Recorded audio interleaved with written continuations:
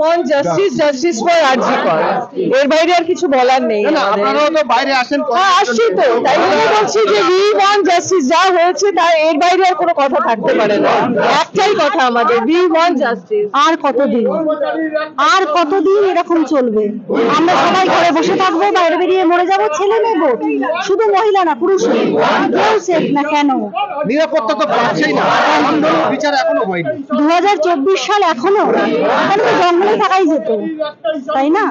বিচার ব্যবস্থা তো সেই আদলে পড়ে রয়েছে, কিন্তু আমরা তো কিচ্ছু বুঝি না, আমরা বিচার ব্যবস্থা বুঝি না, আমরা কিচ্ছু বুঝি না। আমরা সাধারণ মানুষ, লেখাপড়া শিখবো, একটা জায়গায় কাজ করবো, ভদ্রভাবে জীবনযাপন করবো, সেখানে শান্তি নেই।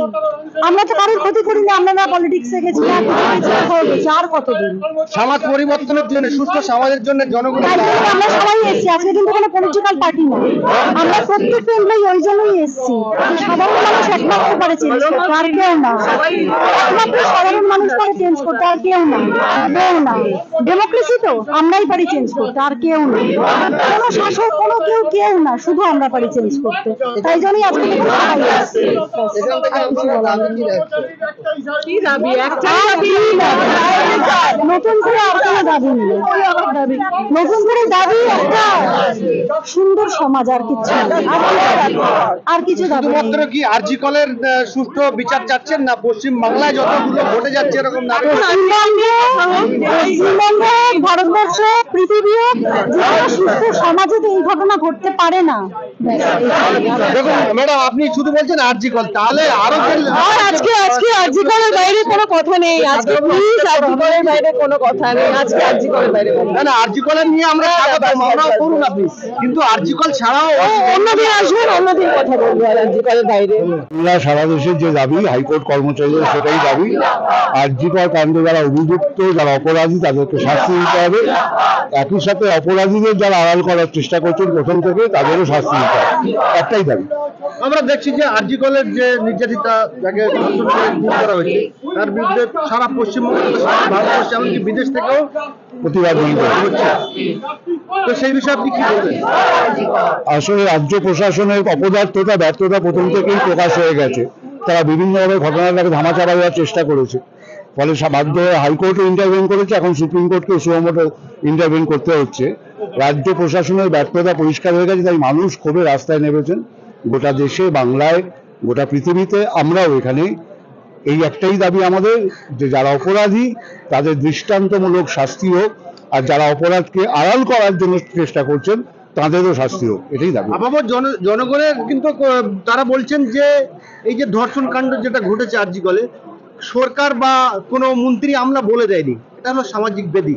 কিন্তু যখন এরকম কিছু ঘটে যায়, সরকারি হাসপাতালে, কর্মস্থলের মধ্যে, কলকাতা হাইকোর্টে এত মহিলা কর্মচারী বেরিয়ে এসছেন কেন? এটা বনে বাজারে জঙ্গলে হয়নি, একটা কর্মস্থলের মধ্যে, সরকারি হাসপাতালের মধ্যে একটা ডাক্তারকে ধর্ষণ করা হচ্ছে। এটা অন্য ঘটনার সাথে গুলিয়ে ফেলবেন না। এই মহিলা কর্মচারী বেরিয়ে এসছেন, এবার বাড়ি খোঁজ না, তুই অফিসে আছিস তো? কারণ তারা মনে করেন অফিসটা নিরাপদ জায়গা। এবার অফিসের মধ্যে যদি ঘটনা ঘটে, তাহলে ধিক্কার জানাবো কাকে আমরা? সেটাই আমি বলছিলাম।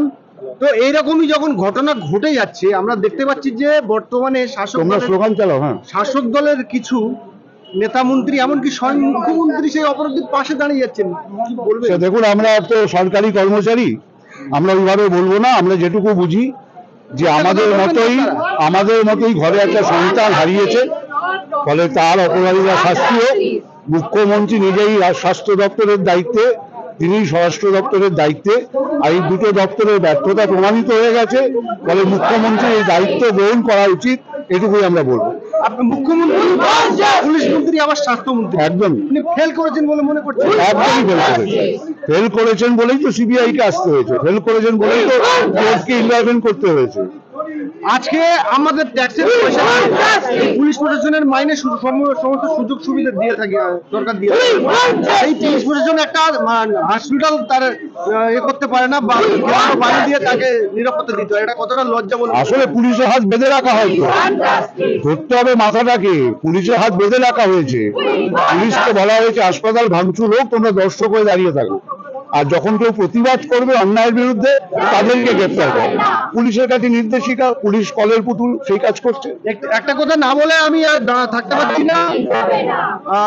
আবু সিদ্দিক বলে ঢোলাহাটে একটি ছেলে, তার বাড়ি চুপ দেয়, তাকে তুলে নিয়ে 22 বছরের ছেলে তার বাড়ি থেকে 3 ভরি সোনা এবং 2 থেকে 2.5 লক্ষ টাকা নিয়ে আত্মসাৎ করে পুলিশ প্রশাসন সেই ছেলেটাকে পিটিয়ে মেরে দেয় লোকাবের মধ্যে। এবং বর্তমানে সেই থানার ওসি মানস চ্যাটার্জি, সেই থানায় এখনো বল রয়েছে। মেদিনীপুরে একটি ছেলেকে 25 বছর অসংখ্য ঘটনা ঘটছে, অসংখ্য ঘটনা ঘটছে। আর জি কলের প্রিন্সিপালকে তো মুখ্যমন্ত্রী বদলি করেছিলেন অন্য একটা স্কুলের প্রিন্সিপাল করে, ভোট তাকে কম্পালসারি ছুটিতে পাঠিয়েছেন, আমরা তো পাঠাচ্ছিলেন না।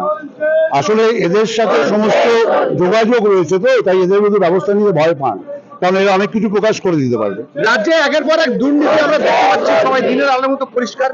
তারপরেও শাসক দল যদি সিট বেশি পেয়ে যায়, ভোটে জিতে যায়। এটা আমাদের ইস্যু না, এটা আজকে এটা ইস্যু নয়, আজকের ইস্যু শুধুমাত্র আর্যিকর কাণ্ড। সর্বস্তরে এই আন্দোলন চলছে। We want justice. We want justice. We want justice. We want justice. And justice for Arjikor. Justice for Arjikor. And justice for Arjikor. Justice for Arjikor. এই সকল মানুষের একটাই স্বর, justice for Arjikor. Justice for Arjikor. সভাপতি, কিন্তু আজকে কিন্তু হাইকোর্টের সব কর্মচারী নেবে, কোনো পার্টিকুলার অ্যাসোসিয়েশন না, সমস্ত সংগঠন, সমস্ত কর্মচারী নেবে। এদিকে নিয়ে একটু মহিলা হয়ে বাইরে বেরোন, বলবেন আমাদের দাবি বিশিষ্ট সাহিত্যিক মানিক ফকির মহাশয়, আরজিকর কাণ্ডে যে নির্যাতিতা, ধর্ষণ এবং খুনের পশ্চিমবঙ্গ তথা সারা ভারতবর্ষে, এমনকি আমরা বিদেশেও দেখেছি, তার প্রোটেস্ট চলছে, তার প্রতিবাদ চলছে, তার বিচার চাই।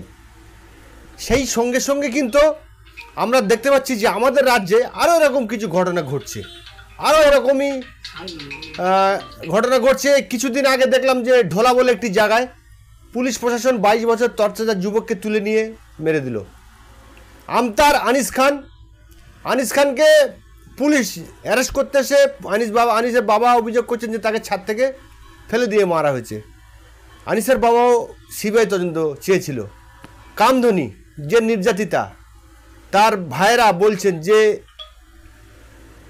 আমার বোনকে ধর্ষণ যেভাবে করা হয়েছে, ধনঞ্জয়ের যদি ফাঁসি হয় তাহলে এই আসামির কেন ফাঁসি হবে না। তারা সরাসরি মুখ্যমন্ত্রীর দিকে আঙুল তুলছেন যে রাজ্যের মুখ্যমন্ত্রী যতদিন থাকবে এই রাজ্যে কোনো মানুষ ন্যায় বিচার পাবে না। আমরা এই বিষয়ে কথা বলবো, আমাদের সঙ্গে রয়েছেন বিশিষ্ট সাহিত্যিক মানিক ফকির মহাশয়। হ্যাঁ, এটা কেটে দাও, এটা ওই ভিডিওর জন্য। সভাপতি, কিন্তু আজকে কিন্তু হাইকোর্টের সব কর্মচারী নেবে, কোনো পার্টিকুলার অ্যাসোসিয়েশন না, সমস্ত সংগঠন, সমস্ত কর্মচারী নেবে। এদিকে নিয়ে একটু মহিলা হয়ে বাইরে বেরোন, বলবেন আমাদের দাবি we want justice, justice for Arjikor। এর বাইরে আর কিছু বলার নেই। আপনারাও তো বাইরে আসেন, আসছি তো।